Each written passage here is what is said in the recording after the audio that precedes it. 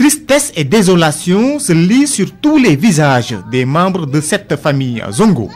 Pour cause, un des leurs aurait tué ses 2 enfants avant de se donner la mort elle-même par pendaison, et cela après avoir versé de l'eau bouillante sur sa coépouse. Elle ne s'est pas bagarrée avec quelqu'un. Elle était au marché. C'est à son retour que sa coépouse est venue me dire qu'elle avait versé de l'eau bouillante sur elle et allait s'enfermer avec ses enfants.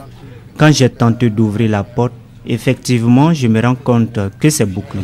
Donc je suis allé regarder à travers la fenêtre et j'ai vu qu'elle s'était pendue. Ne pouvant rien faire, je suis allé m'asseoir tranquillement. Des bagarres avec quelqu'un? Non. Seulement, elle refusait de puiser de l'eau pour son mari à sa descente de service. De ce fait, je lui avais demandé de rentrer chez elle en famille en attendant.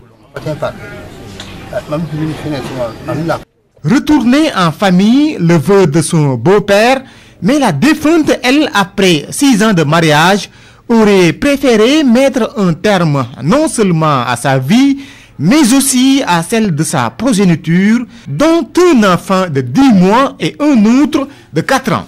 Un drame qui a mis son époux sous le choc.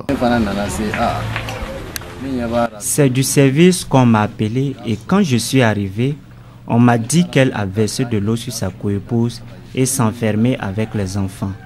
Et c'est là que j'ai appelé le vieux pour qu'on défonce la porte. Dans la chambre, on se rend compte que tous les 3 étaient déjà morts pendus. La police était venue faire le constat et les sapeurs ont évacué ma 2e femme à l'hôpital pour des soins. Je suis plus que choqué car je n'ai jamais pu l'imaginer de ma vie.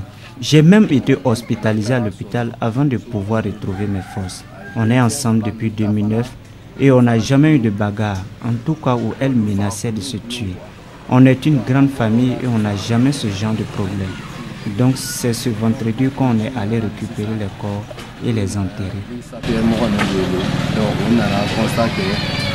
La nuit du jeudi 6 à vendredi 7 février donc, une nuit qui restera gravée dans la mémoire des habitants de Wézinville au secteur 15 de Bobo-Dioulasso.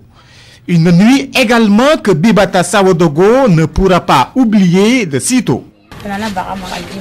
Vraiment, je n'ai rien compris. Je n'ai jamais eu de bagarre avec elle. J'étais assise et d'un coup, je la vois venir verser de l'eau sur moi.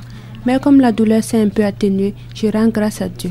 Bibata Sawodogo rend certes grâce à Dieu, mais ce spectacle macabre, le énième du genre au Burkina Faso, continue de traumatiser à plus d'un. L'on se souvient encore de la nuit du lundi 27 à mardi 28 septembre 2010, nuit où un homme aurait égorgé sa femme avant de se donner la mort.